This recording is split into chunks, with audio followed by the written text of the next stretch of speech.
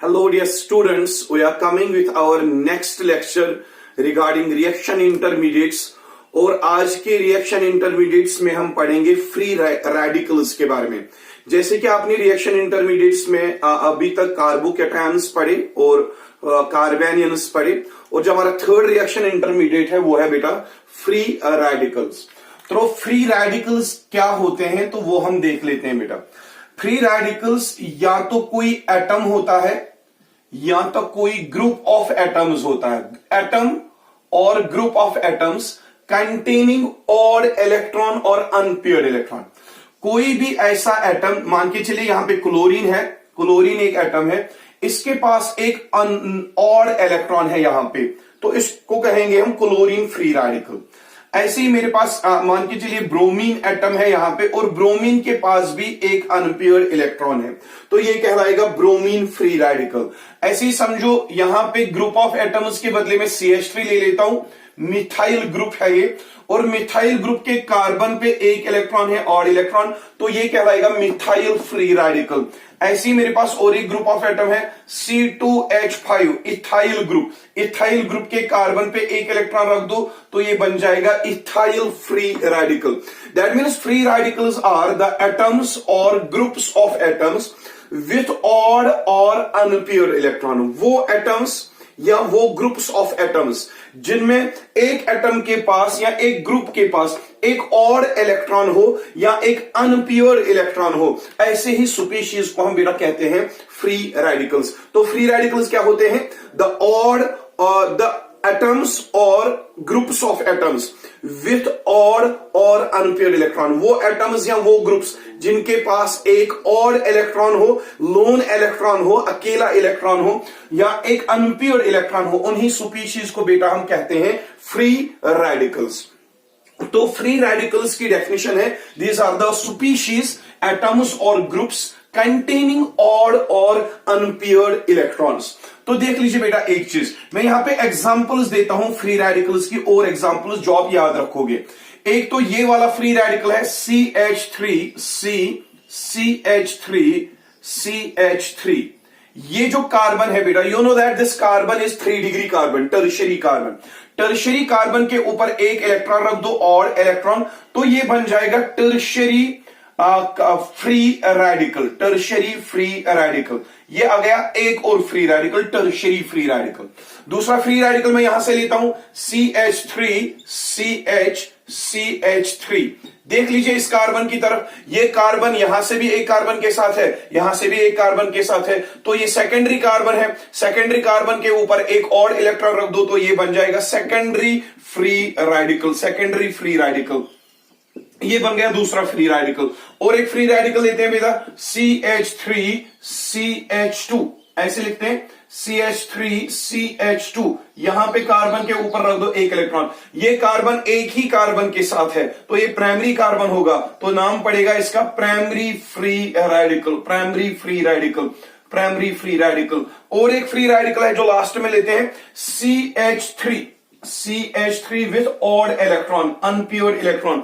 ये जो CH3 है यहां पे, ये भी एक प्राइमरी कार्बन ही है, तो ये भी कहलाएगा प्राइमरी फ्री रेडिकल, लेकिन इसका नाम है, इस वाले का नाम है प्राइमरी इथाइल फ्री रेडिकल और वो वाला है primary methyl free radical.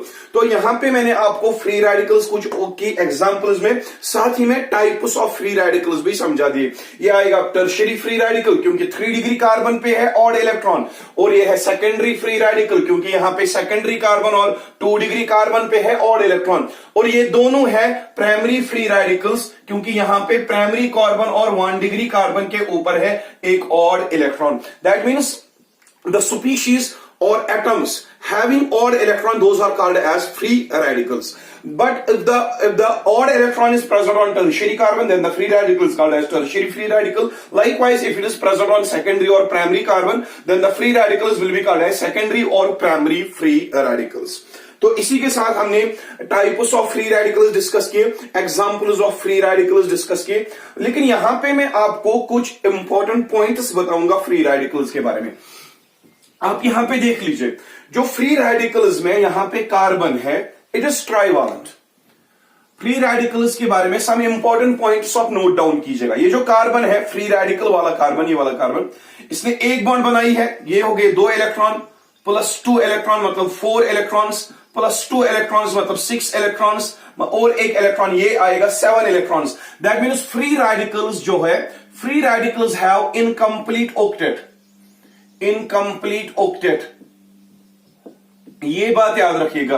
They are having 7 electrons. इस कार्बन के पास एक तो 3 बॉन्ड्स है, आगे 6 इलेक्ट्रॉन और ये 7वां इलेक्ट्रॉन है, तो 7 इलेक्ट्रॉन इसके पास प्रेजेंट है। That means this carbon, free radical का जो ये कार्बन है, it is lacking 1 electron for completing its octet. तभी मैंने कहा जो फ्री रेडिकल्स होते हैं they are having incomplete octet. तो दूसरी बात, इनकम्प्लीट ऑक्टेट होने की वजह से they will be highly unstable, highly unstable.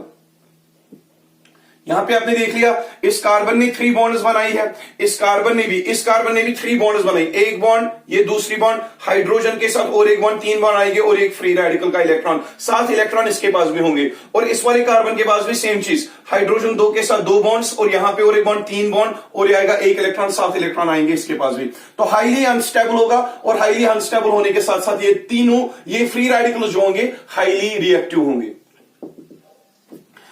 Free radicals में और इलेक्ट्रॉन होने की वजह से इनका जो ऑक्टेट होता है वो इनकम्प्लीट होता है। तो ऑक्टेट इनकम्प्लीट होने की वजह से ये हाईली अनस्टेबल होते हैं और हाईली रिएक्टिव होते हैं।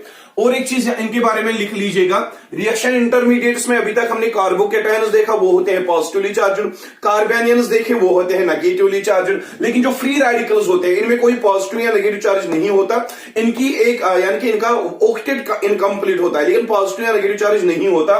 तो यहां पे मैं लिखूंगा फ्री रेडिकल्स जो होते हैं, free radicals are electrically neutral, they are electrically neutral, इनमें कोई चार्ज नहीं होता है, दे आर इलेक्ट्रिकली न्यूट्रल। तो यहां पे मैंने लिख लिया free radicals are electrically neutral like carbocations and carbanions, they are not having any charge. तो ये रही और साथ ही में हमने फ्री रेडिकल्स के टाइप्स भी पढ़ाने थे। तो टाइप्स पहले ही आ गए हैं, tertiary, secondary and primary free radical. अब मैं फ्री रेडिकल्स के बारे में आपको एक चीज बताता हूं कि फ्री रेडिकल्स कैसे बनते हैं। तो आप उठाओ, आप अब जो दूसरी टर्म में यहां पे डिस्कस करूंगा, दूसरा जो कंसेप्ट यहां पे डिस्कस करूंगा, that will be the formation of free radicals. तो यहां पे फॉर्मेशन डिस्कस करते हैं, formation of free radicals, formation of free radicals. बेटा फॉर्मेशन ऑफ फ्री रेडिकल्स में आप एक चीज याद रखोगे, जब भी आपको फ्री रेडिकल्स बनाने हो, they are formed by homolysis of covalent bond, they are formed by homolysis, they are formed by homolysis of covalent bond. ये जो फ्री रेडिकल्स बनते हैं हम ये बनते हैं तब जब हम एक कोवैलेंट बॉन्ड की होमोलिसिस करते हैं। मैं समझा देता हूं यहां पे, ये ले लो आपका एक chlorine molecule Cl single bond Cl, chlorine molecule है बेटा। तो इस मॉलिक्यूल को अगर आप हीट दे दोगे या if you are going to supply light to this molecule, या हीट दे दो या लाइट दे दो, तो बोथ केसेस में आप एनर्जी सप्लाई कर रहे हो। When you are giving heat or light to the molecule, that means you are supplying energy, और एनर्जी की वजह से ये जो बॉन्ड है यहां पे ये ब्रेक हो जाएगी। इसका एक इलेक्ट्रॉन एक क्लोरीन ले जाएगा, दूसरा इलेक्ट्रॉन दूसरा क्लोरीन ले जाएगा, क्योंकि दोनों की इलेक्ट्रोनेगेटिविटी जो है वो बेटा सेम है। जब दोनों की इलेक्ट्रोनेगेटिविटी सेम है तो दोनों बॉन्डेड एटम्स अपना अपना इलेक्ट्रॉन वापस ले जाएंगे। तो ये क्लोरीन निकल जाएगा बाहर और इसको बॉन्ड में से एक इलेक्ट्रॉन मिल रहा है, और ये वाला इलेक्ट्रॉन भी अलग हो जाएगा, इसको भी अपना इलेक्ट्रॉन वापस मिल रहा है। अब देख लीजिए, क्लोरीन के पास एक इलेक्ट्रॉन, यहां पे भी क्लोरीन के पास एक इलेक्ट्रॉन, ये बन गए क्लोरीन के free radicals. That means free radicals are formed by the homolysis. जब दोनों बॉन्डेड एटम्स अपना अपना इलेक्ट्रॉन वापस लेते हैं, the process is called homolysis. और इसी होमोलिसिस की वजह से जब ये बॉन्ड ब्रेक होती है, बॉन्ड बनने के बाद आपको क्या मिलते हैं? Free radicals. और एक एग्जांपल लेते हैं बेटा, CH3H, ये देख लो CH3H, it is actually CH4, methane.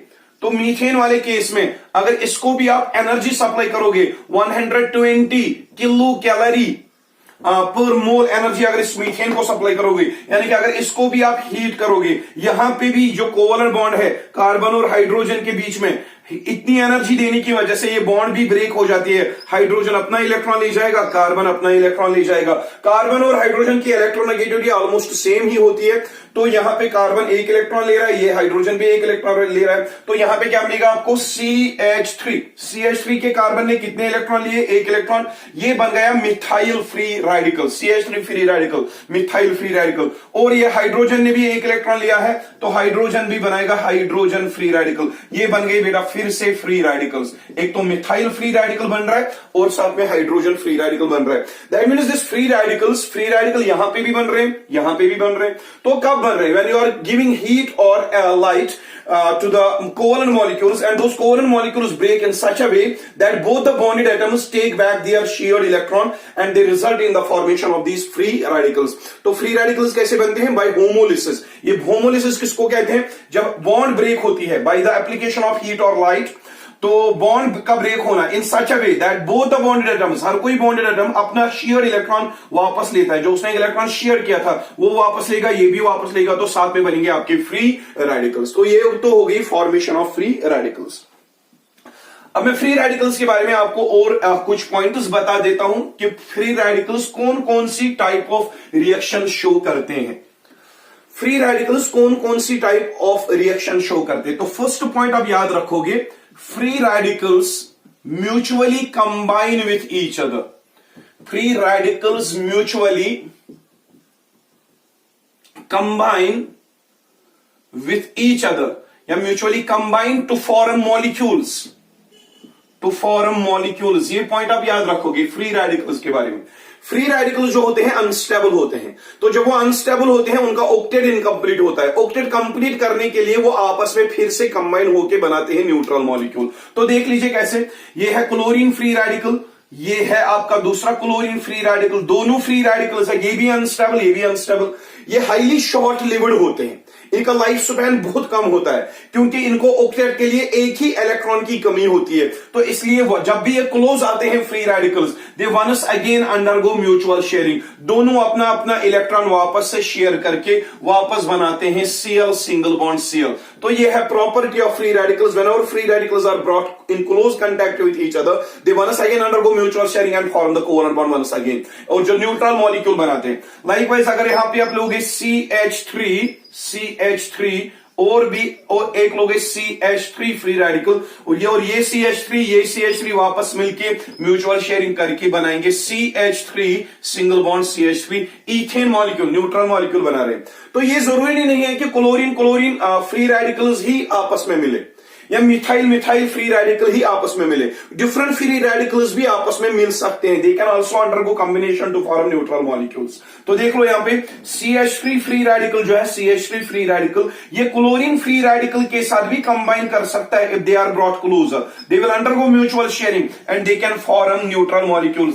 CH3 का एक इलेक्ट्रॉन क्लोरीन के साथ म्यूचुअली शेयर हो गया तो बन जाएगा CH3Cl। तो यहां पे आप देख सकते हो सेम फ्री रेडिकल्स और different free radicals, they can once they are brought closer to each other, they undergo mutual combination to form new or neutral covalent molecules. तो ये आ गई फ्री रेडिकल्स के बारे में। एक बार कि जब भी फ्री रेडिकल्स क्लोज आते हैं एक दूसरे के, तो उनकी फिर से म्यूचुअल शेयरिंग होकर वो नया कोवेलेंट मॉलिक्यूल बनाते हैं। और एक चीज समझोगे आप, दूसरी बात मैं बताता हूं फ्री रेडिकल्स के बारे में। The second point, when a free radical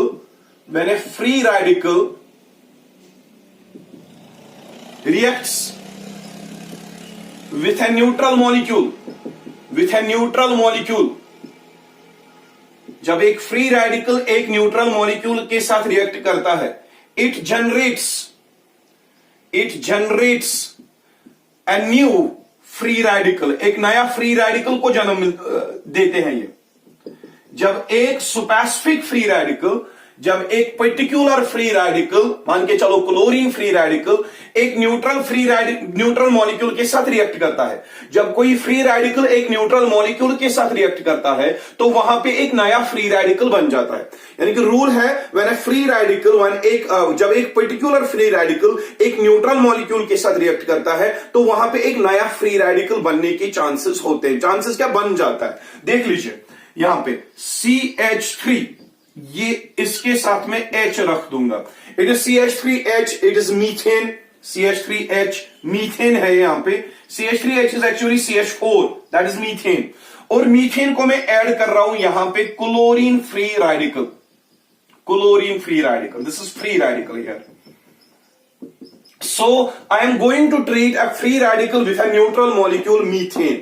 And what is the rule? When a free radical combines with neutral molecule, there is the generation of new free radical. तो यहां पे मैंने free radical ऐड कर दिया neutral methane molecule को, तो यहां पे और एक नया free radical बन सकता है. देख लीजिए कैसे. There is a rule when free radical, एक ये इंपॉर्टेंट पॉइंट है, ये याद रखिएगा. जब भी आप फ्री रेडिकल किसी न्यूट्रल मॉलिक्यूल को ऐड करोगे, इस न्यूट्रल मॉलिक्यूल को भी होमोलिसिस होती है. तो यहां पे जो बॉन्ड है, ये बॉन्ड ब्रेक हो जाएगी without the supply of energy. यहां पे कोई हीट देने की जरूरत ही नहीं है. ये सारा रिएक्शन होता है इसकी वजह से, क्लोरीन फ्री रेडिकल की वजह से.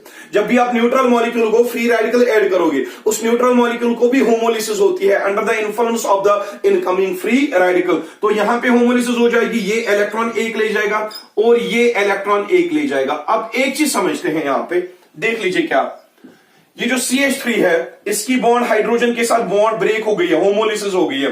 तो इसने CH3 ने एक इलेक्ट्रॉन लिया, तो क्या बनाएगा? CH3 फ्री रेडिकल, यानी कि मिथाइल फ्री रेडिकल. और साथ में क्या है यहां पे? हाइड्रोजन. हाइड्रोजन ने भी एक इलेक्ट्रॉन लिया है यहां से, ये भी क्या बनाएगा? Hydrogen free radical. और ये हाइड्रोजन अपने उस इलेक्ट्रॉन को क्लोरीन के साथ म्यूचुअल शेयर करके बनाता है HCl. आप देख लीजिए, द रूल वाज, जब एक फ्री रेडिकल एक न्यूट्रल मॉलिक्यूल को ऐड करेंगे, एक नया फ्री रेडिकल बनता है. ये बन गया है new free radical, new free radical, methyl free radical. आपको क्लोरीन फ्री रेडिकल से मिथाइल फ्री रेडिकल बन रहा है. और साथ ही में आपने फ्री रेडिकल एक न्यूट्रल मॉलिक्यूल को ऐड किया था, वहां से नया फ्री रेडिकल निकला और साथ में एक नया न्यूट्रल मॉलिक्यूल नहीं निकला, यानी कि HCl. तो देयर इज अ रूल, जब एक फ्री रेडिकल एक न्यूट्रल मॉलिक्यूल को ऐड करते हैं, without using energy, the molecule undergoes homolysis and it results in the formation of new free radical and at the same time the previous free radical that combines with one of the free radical of this molecule to form a neutral molecule. ठीक है. तो यहां पे एक rule है, जब एक free radical एक न्यूट्रल मॉलिक्यूल को ऐड करोगे, एक नए फ्री रेडिकल को जन्म मिलता है. This process is usually called as propagation. Propagation of free radicals. Propagation of free radicals. बेटा याद रखना, propagation of free radicals means when a free radical is added to a neutral molecule to form a new free radical. That process is called as propagation of free radicals. जब आप free radical बनाओगे, एक molecule में से heat देने की वजह से या लाइट देने की वजह से जब एक मॉलिक्यूल ब्रेक होगा, होमोलिसिस होगी, जब वहां पे फ्री रेडिकल बनाता है, that is called as initiation of free radicals. लेकिन जब एक फ्री रेडिकल ऐड करोगे न्यूट्रल मॉलिक्यूल को, वहां पे नए फ्री रेडिकल का बनना, that is called as propagation of free radicals. और जब फ्री रेडिकल्स आपस में कंबाइन होते हैं to form a neutral molecule, जो मैंने इससे पहले दिखाया था केस फर्स्ट में, that is called as termination of free radicals. तो तीन चीजें हैं. एक तो फ्री रेडिकल का बनना with the help of light, that is called initiation of free radicals. और दूसरा है, जब आप एक फ्री रेडिकल एक न्यूट्रल मॉलिक्यूल को ऐड करते हो, वहां पे एक नया फ्री रेडिकल बनता है, that is called propagation of free radicals. और एक चीज है, जब फ्री रेडिकल्स आपस में कंबाइन होते हैं to form a neutral molecule, that is called as termination of free radicals. तो ये मैं हटा देता हूं बेटा, ये हटा देते हैं. इसके साथ में आपको और एक चीज बता देता हूं, that is the stability of free radicals. Stability. 1 minute. तो stability of free radicals में stability of free radicals में लिख लेता हूं, stability of free radicals. तो फ्री रेडिकल्स की स्टेबिलिटी के बारे में एक दो चीजें आपको याद रखनी पड़ेगी. The stability of free radicals, that is once again explained by two factors. One factor is inductive effect, and the second factor is resonance. Same ही चल रहा है, हर किसी रिएक्शन इंटरमीडिएट में यही चल रहा है. जब हमने स्टेबिलिटी ऑफ कार्बोकेटायंस एक्सप्लेन की थी, जब हमने स्टेबिलिटी ऑफ कार्बेनियंस एक्सप्लेन की थी, तो वहां पे भी देखा था हमने स्टेबिलिटी में, हम किसी भी रिएक्शन इंटरमीडिएट का इंडक्टिव इफेक्ट एंड रेजोनेंस के थ्रू एक्सप्लेन करते थे. तो यहां पे भी फ्री रेडिकल्स की जो स्टेबिलिटी है that is explained bye inductive effect and resonance. तो मैं आपको ये समझा देता हूं how inductive effect and resonance how they explain the stability of free radicals, वो चीज मैं आपको यहां पे एक्सप्लेन कर देता हूं। तो सबसे पहले मैं यहां पे लेता हूं एक फ्री रेडिकल जिनको हम कहते हैं अल्काइल फ्री रेडिकल्स, जिसमें टर्शियरी अल्काइल फ्री रेडिकल आता है, सेकेंडरी अल्काइल फ्री रेडिकल और प्राइमरी अल्काइल फ्री रेडिकल। यहां पे लिख लो आप R C R and R. ये कार्बन है टर्शियरी कार्बन, क्योंकि 3 अल्काइल ग्रुप उसके साथ है 1 2 3। जो कार्बन 3 अल्काइल ग्रुप उसके साथ अटैच हुआ है वो कहलाता है 3 डिग्री कार्बन, और 3 डिग्री कार्बन के ऊपर एक इलेक्ट्रॉन रख दो ऑड इलेक्ट्रॉन, तो ये कहलाएगा टर्शियरी और 3 डिग्री फ्री रेडिकल। ये आएगा टर्शियरी और 3 डिग्री फ्री रेडिकल, ये वाला। तो दूसरा फ्री रेडिकल है मेरे पास R C R and H, ये आएगा और एक फ्री रेडिकल। यहां पे आप देख लीजिए carbon is attached with 2 alkyl groups, it is called as secondary carbon, और इसी के ऊपर एक और इलेक्ट्रॉन, तो ये कहलाएगा 2 डिग्री और सेकेंडरी फ्री रेडिकल। यह आ गया 2 डिग्री और सेकेंडरी फ्री रेडिकल। और एक चीज देख लीजिए, मैं यहां पे और एक फ्री रेडिकल लेता हूं RCH2। यहां पे इस वाले कार्बन के साथ एक ही अल्काइल ग्रुप है, तो ये आएगा 1 डिग्री और प्राइमरी फ्री रेडिकल ये वाला। और लास्ट में और एक लेते हैं CH3, इसके ऊपर एक इलेक्ट्रॉन, इस कार्बन के साथ कोई अल्काइल ग्रुप अटैच है ही नहीं, तो ये भी प्राइमरी ही कहलाएगा, लेकिन इसको एक स्पेसिफिक नाम दिया गया है मिथाइल फ्री रेडिकल। तो हमारे पास देख लीजिए कितने फ्री रेडिकल्स हैं, tertiary free radical, secondary free radical, primary free radical and methyl free radical. Methyl free radical is also primary free radical. तो हमें इनकी स्टेबिलिटी के बारे में बात करनी है। देख लीजिए इनकी स्टेबिलिटी के बारे में बात करेंगे। सबसे पहले आपको एक चीज यहां पे समझनी है, ये जो फ्री रेडिकल का कार्बन होता है ये इलेक्ट्रॉन डेफिशिएंट होता है, इसको एक इलेक्ट्रॉन की कमी है। देख लो कैसे, ये एक बॉन्ड, दूसरी बॉन्ड, तीसरी बॉन्ड, 3 बॉन्ड्स में कितने इलेक्ट्रॉन होंगे 6, और ये ऑड इलेक्ट्रॉन मतलब 7 इलेक्ट्रॉन इसके पास है। तो ऑक्टेट कंप्लीट करने के लिए अभी भी इसके पास एक इलेक्ट्रॉन की कमी है। तो याद रखना free radicals are electron deficient. सारे फ्री रेडिकल्स जो होते हैं इलेक्ट्रॉन डेफिशिएंट होते हैं, सारे free radicals they are electron deficient reaction intermediates, ये चीज याद रखना। अब इनमें से इन फ्री रेडिकल्स में से जो सबसे ज्यादा इलेक्ट्रॉन डेफिशिएंट होगा वही अनस्टेबल होगा, और जो कम इलेक्ट्रॉन डेफिशिएंट होगा वही स्टेबल होगा। सर अब हम कैसे स्टेबिलिटी एक्सप्लेन करें, देख लीजिए आप। यहां पे ये कौन सा ग्रुप है, R is alkyl group and alkyl group. You know that alkyl groups are electron donating, they show plus I effect. तो ये alkyl group इसको इलेक्ट्रॉन डोनेट करेगा, इसको, ये अल्काइल ग्रुप भी इसको डोनेट करेगा, ये अल्काइल ग्रुप भी इसको डोनेट करेगा। समझ लो ये कार्बन क्या था, इलेक्ट्रॉन डेफिशिएंट था, इसको 3 अल्काइल ग्रुप्स इलेक्ट्रॉन डोनेट कर रहे हैं, तो यहां पे इंडक्टिव इफेक्ट हो रहा है।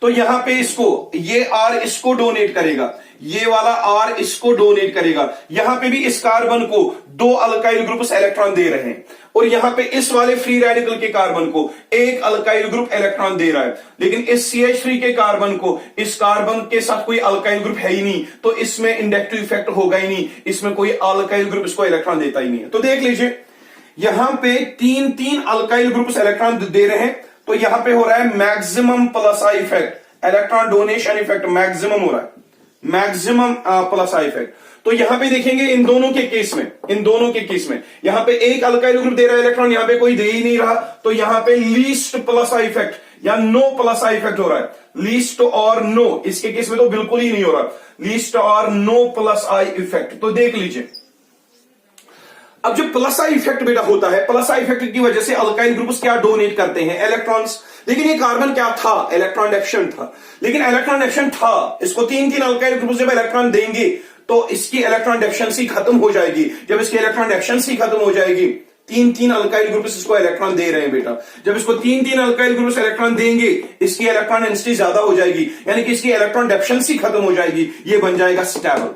इसको दो दो अल्काइल ग्रुप्स दे रहे हैं इलेक्ट्रॉन, ये भी इलेक्ट्रॉन रिच बन जाएगा, लेकिन उतना नहीं जितना ये बन जाएगा, तो ये रहेगा थोड़ा अनस्टेबल ही इसके कंपैरिजन में। लेकिन यहां पे या तो एक अल्काइल ग्रुप दे रहा है इलेक्ट्रॉन या कोई दे ही नहीं रहा, तो कार्बन की इलेक्ट्रॉन डेफिशिएंसी खत्म नहीं होगी, they will remain electron deficient, और ये हमेशा अनस्टेबल ही रहेंगे।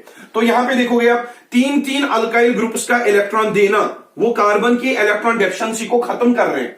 जब कार्बन के इलेक्ट्रॉन, ये क्या होते हैं, free radicals, electron deficient due to their incomplete octet. जब तीन तीन अल्काइल ग्रुप्स इसको इलेक्ट्रॉन दे रहे हैं, तो इसके इलेक्ट्रॉन डेफिशिएंसी खत्म हो जाएगी, तो ये स्टेबल बन जाएगा। That means this tertiary free radical it is more stable than secondary free radical, and secondary free radical will in turn be more stable than primary free radical और methyl free radical. और this primary free radical it will be more stable than this methyl free radical. So सबसे unstable जो होगा methyl free radical unstable होगा, सबसे stable जो होगा वो होगा ये tertiary free radical. Why is tertiary free radical more stable? Tertiary free radical because it has three alkyl groups which are three times donating electrons towards the carbon of free radical. So they are tending, these alkyl groups, when they donate electrons to this carbon, they are decreasing its electron deficiency. जब इसकी electron deficiency खत्म हो रही है तो ये stable बन जाएगा।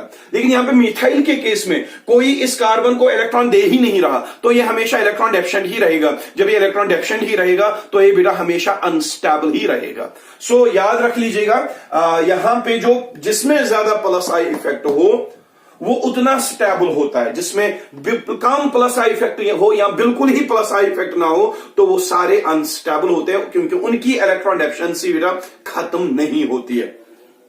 तो ये तो हमने बात की अल्काइल फ्री रेडिकल्स की, टर्शियरी, सेकेंडरी और प्राइमरी। इनका जो स्टेबिलिटी का ऑर्डर है 3 डिग्री ज्यादा स्टेबल है सेकेंडरी के कंपैरिजन में, सेकेंडरी ज्यादा स्टेबल है प्राइमरी के कंपैरिजन में। अब बात करते हैं फिर से बेंजाइल फ्री रेडिकल की और एलाइल फ्री रेडिकल की।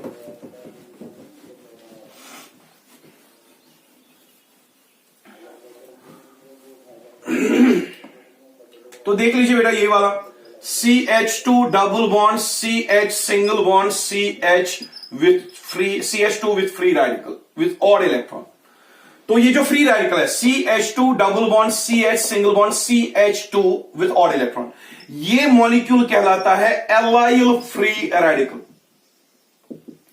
अब यहां पे देख लो, ये आ गया पाई बॉन्ड, ये आ गया सिग्मा बॉन्ड और ये आ गया lone electron. Pi bond, sigma bond, lone electron. ऊपर लिख लेता हूं मैं, पाई बॉन्ड, सिग्मा बॉन्ड और ऑड इलेक्ट्रॉन। तो इस चीज को हम नाम रखते हैं बेटा कंजुगेशन।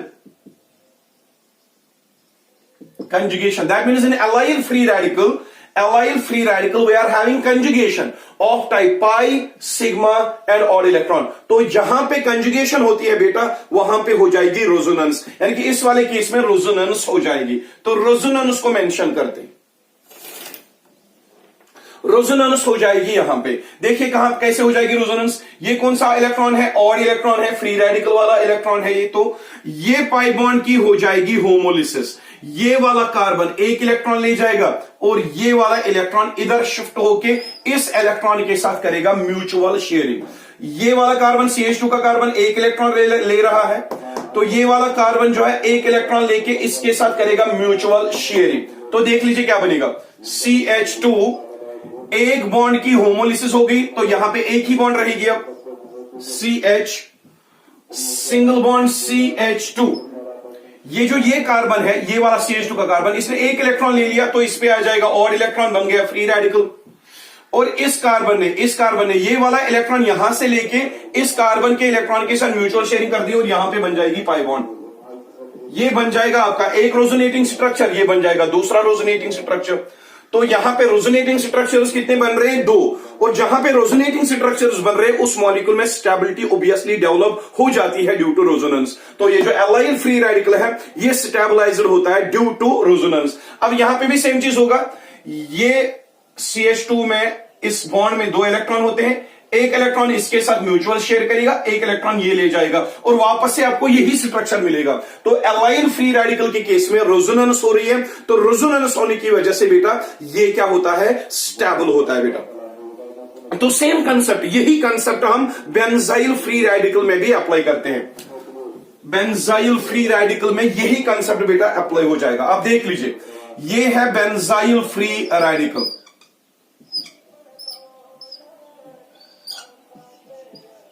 ये आपके लिए होमवर्क रहेगी बेटा। ये जो बेंजाइल फ्री रेडिकल है, बेंजाइल फ्री रेडिकल, ये आपके लिए रहेगी होमवर्क। आप देख लो, यहां पे पहले मैं एक चीज समझा देता हूं। ये पाई बॉन्ड है और ये सिग्मा बॉन्ड है और ये फ्री रेडिकल वाला इलेक्ट्रॉन है। पाई बॉन्ड, सिग्मा बॉन्ड और इलेक्ट्रॉन, ये पाई बॉन्ड आ रहा है, ये सिग्मा बॉन्ड आ रही है और ये और इलेक्ट्रॉन आ रहा है। तो यहां पे बेटा फिर से कंजुगेशन इसमें प्रेजेंट है। जहां पे होगी कंजुगेशन वहां पे होगी रेजोनेंस। तो इसमें भी रेजोनेंस होगी, तो रेजोनेंस की वजह से ये भी स्टेबल बन जाएगा। मैं पहले ही बता देता हूं, इसमें 5 रेजोनेटिंग स्ट्रक्चर्स बनेंगे। तो वो रेजोनेटिंग स्ट्रक्चर्स आपको बनाने हैं और देखना है कि कहां कहां इस मॉलिक्यूल में ये पाई बॉन्ड जो है ब्रेक हो जाएगी। एक इलेक्ट्रॉन ये ले जाएगा, ये वाला कार्बन, दूसरा इलेक्ट्रॉन इसके साथ कार्बन के साथ म्यूचुअल शेयरिंग करेगा और ऐसे ही करके फिर यहां पे इलेक्ट्रॉन आ जाएगा, वो इलेक्ट्रॉन यहां आ जाएगा और इस पाई बॉन्ड की फिर होमोलिसिस हो जाएगी। तो ऐसे करके देखने आप कि कहां को रिंग पे कौन कौन सी पोजीशन पे आ जाएगा ऑड इलेक्ट्रॉन। वो आपके लिए बेटा होमवर्क होगी। That will be homework for you. Benzyl free radical के केस में यहां से इलेक्ट्रॉन आएगा, इस बॉन्ड की होमोलिसिस हो जाएगी और ये एक इलेक्ट्रॉन ऑर्थो पे आ जाएगा। फिर वो ऑर्थो का इलेक्ट्रॉन यहां आके इस बॉन्ड की होमोलिसिस करेगा, एक इलेक्ट्रॉन यहां जाएगा और दूसरा इलेक्ट्रॉन पैरा पे आ जाएगा। ऐसे करके आपने देखने हैं कि रेजोनेटिंग स्ट्रक्चर्स कितने बनेंगे। मैं पहले ही बता देता हूं 5 बनेंगे, लेकिन 5 रेजोनेटिंग स्ट्रक्चर्स में से आपको देखना है कि बेंजीन रिंग के कौन कौन सी पोजीशन पे ऑड इलेक्ट्रॉन आएगा। क्या ऑर्थो पे आएगा, मेटा पे आएगा कि पैरा पे आएगा, और ऑर्थो पे अगर आएगा कितने ऑर्थोस पे आएगा और कितने मेटास पे आएगा, कितने पैरा पोजीशंस पे आएगा। वो वाला केस आप खुद से करोगे। That is going to be homework for you. लेकिन जो फाइनल ऑर्डर है, final order of reactive stability, जो बेटा final order of stability of free radicals है, याद रखिएगा, जो बेंजाइल फ्री रेडिकल होता है, बेंजाइल फ्री रेडिकल, उसमें 5 रेजोनेटिंग स्ट्रक्चर्स बनते हैं। Benzyl free radical, it is always more stable than allyl, CH2 double bond CH single bond CH2 free radical. तो ये वाला फ्री रेडिकल ज्यादा स्टेबल होगा क्योंकि इसमें 5 रेजोनेटिंग स्ट्रक्चर्स बनते हैं। एलाइल फ्री रेडिकल्स में 2 ही रेजोनेटिंग स्ट्रक्चर बनते हैं। तो बेंजाइल फ्री रेडिकल जो है, बेंजाइल फ्री रेडिकल हमेशा एलाइल फ्री रेडिकल से ज्यादा स्टेबल होता है। तो ये allyl free radical resonating structure बनाता है और ये ज्यादा स्टेबल होता है than 3 degree alkyl free radical, 3 degree या टर्शियरी अल्काइल फ्री रेडिकल, जो मैंने इंडक्टिव इफेक्ट में एक्सप्लेन किया था। ये वाला उससे स्टेबल होगा और टर्शियरी वाला स्टेबल होता है देन 2 डिग्री और सेकेंडरी फ्री रेडिकल, और secondary free radical more stable होता है देन 1 डिग्री और प्राइमरी फ्री रेडिकल एंड ये वाला स्टेबल होता है than methyl free radical, CH3 free radical. तो ये ऑर्डर आप याद रखिएगा। Benzyl free radical is more stable than allyl is more stable than tertiary alkyl is more stable than secondary and primary alkyl group free radicals which is in turn more stable then methyl free radical. तो alkyl free radicals के case में methyl free radical जो है सबसे unstable होता है और सबसे ज्यादा स्टेबल में होता है कौन सा, बेंजाइल फ्री रेडिकल। तो और एक चीज जो हम भूल गए थे, that is structure of free radicals. तो स्ट्रक्चर ऑफ फ्री रेडिकल में अब लास्ट में लेता हूं क्योंकि मैं ये पहले ही भूल गया था। अब हम लास्ट में बढ़ते हैं, देख लीजिए।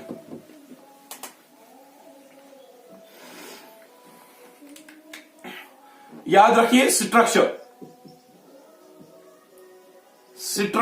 ऑफ फ्री रेडिकल्स,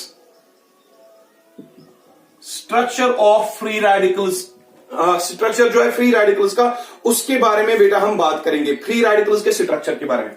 सबसे पहले एक चीज, जो फ्री रेडिकल्स में कार्बन होता है, कार्बन एटम, उस कार्बन एटम की होती है sp2 हाइब्रिडाइजेशन। फ्री रेडिकल्स के कार्बन में होती है बेटा sp2 हाइब्रिडाइजेशन। तो कितने हाइब्रिड ऑर्बिटल बनाएगा? 3 हाइब्रिड ऑर्बिटल बनाएगा। उन्हीं 3 हाइब्रिड ऑर्बिटल्स के थ्रू कार्बन बनाता है 3 कोवलेंट बॉन्ड्स। तो सबसे पहला point, in case of free radicals the carbon atom has sp2 hybridization, it will form 3 hybrid orbitals और उन्हीं हाइब्रिड ऑर्बिटल्स के थ्रू कार्बन बनाता है 3 बॉन्ड्स with 3 हाइड्रोजन एटम्स और 3 अल्काइल ग्रुप्स और with 3 any other atoms और groups. सबसे पहली बात, जो कार्बन एटम होता है in case of free radicals hybridization कौन सी हुई होती है? sp2 हाइब्रिडाइजेशन हुई होती है। तो sp2 हाइब्रिडाइजेशन होने की वजह से कार्बन कितनी बॉन्ड्स बनाता है? 1 2 3, क्योंकि s ऑर्बिटल 1 है, p ऑर्बिटल 2 है, टोटल बनेंगे 3 हाइब्रिड ऑर्बिटल। तीनों हाइब्रिड ऑर्बिटल्स की वजह से 3 कोवलेंट बॉन्ड्स बनाता है कार्बन। इसके अलावा ये जो स्ट्रक्चर आ रहा है, यहां पे कौन सा स्ट्रक्चर आ रहा है? Trigonal planar structure. फिर से याद रखोगे, ट्राइगोनल प्लेनर स्ट्रक्चर, या शॉर्ट में हम इसको प्लेनर स्ट्रक्चर कहते हैं। The carbon atom in case of free radicals that has sp2 hybridization, it forms 3 hybrid orbitals, and those hybrid orbitals are directed towards 3 corners of equilateral triangle, and with the help of those 3 hybrid orbitals carbon forms 3 covalent bonds। और structure कौन सा आता है इसमें? Trigonal planar. लेकिन बेटा इसको मैं हटा देता हूं, इसको भी मैं हटा देता हूं, ये तो स्ट्रक्चर की बात आ गई। लेकिन इसके अलावा जब sp2 हाइब्रिडाइजेशन होती है, कितने p ऑर्बिटल्स की हाइब्रिडाइजेशन हुई है? 2 p ऑर्बिटल्स की। लेकिन p ऑर्बिटल जो 3 होते हैं, जो तीसरा फ्री रेडिकल होता है वो होता है बेटा अनहाइब्रिडाइज्ड। इसी अनहाइब्रिडाइज्ड p ऑर्बिटल में, इसका मैं नाम रखता हूं अनहाइब्रिडाइज्ड p ऑर्बिटल, क्योंकि कार्बन की कौन सी हाइब्रिडाइजेशन है यहां पे? sp2। एक s है, 2 p ऑर्बिटल है, उन 3 ऑर्बिटल्स की वजह से 3 कोवलेंट बॉन्ड्स बनाता है। लेकिन p ऑर्बिटल हमें पता है 2 ही नहीं होते हैं, 3 होते हैं। जो तीसरा p ऑर्बिटल है उसका नाम पड़ेगा अनहाइब्रिडाइज्ड p ऑर्बिटल, और उसी में होता है एक इलेक्ट्रॉन और यह आ गया complete structure of free radicals. तो फ्री रेडिकल्स के बारे में यह है, जो कार्बन एटम होता है वो होता है sp2 हाइब्रिडाइज्ड कार्बन जो होता है 3 हाइब्रिड ऑर्बिटल्स बनाता है। 3 हाइब्रिड ऑर्बिटल्स के थ्रू ये 3 बॉन्ड्स बनाता है, 3 किसी भी एटम के साथ या किसी भी ग्रुप के साथ। एंड रही बात जो लास्ट p ऑर्बिटल होता है, क्योंकि अभी p हाइब्रिडाइजेशन में 2 ही लिए है, जो तीसरा हाइब्रिड ऑर्बिटल होता है, तीसरा p ऑर्बिटल वो होता है अनहाइब्रिडाइज्ड, और उसी में होता है वो लोन इलेक्ट्रॉन, ऑड इलेक्ट्रॉन या अनपेयर्ड इलेक्ट्रॉन, फ्री रेडिकल वाला इलेक्ट्रॉन इसी अनहाइब्रिडाइज्ड p ऑर्बिटल में होता है। तो इसी के साथ ही बेटा आज का जो रिएक्शन इंटरमीडिएट का लेक्चर था पेपर बी से, दैट वाज फ्री रेडिकल, उस फ्री रेडिकल के बारे में हमने डिटेल डिस्क्रिप्शन दी। तो सबसे पहले मैं आपको बताता चलूं, ये वाले क्वेश्चन जो आप पढ़ रहे हो, कार्बोकैटायंस, कार्बेनियंस, फ्री रेडिकल्स, और एक लेक्चर हम पढ़ेंगे रिएक्शन इंटरमीडिएट्स में कार्बीन्स। ये वाले क्वेश्चंस आपके एग्जामिनेशन पॉइंट ऑफ व्यू से बहुत ही ज्यादा इंपॉर्टेंट है, चाहे वो आपके बोर्ड एग्जाम्स हो या चाहे वो आपके एंट्रेंस एग्जाम्स हो। तो इन फ्री रेडिकल्स के रिलेटेड हमेशा एक ना एक क्वेश्चन तो बनता ही है, तो वो आप अच्छे से नोट डाउन कीजिएगा इन सारे क्वेश्चंस को। I expect that you people are noting these important points down and are understanding properly. If you find any difficulty in understanding the lecture, please text me. Khuda Hafiz.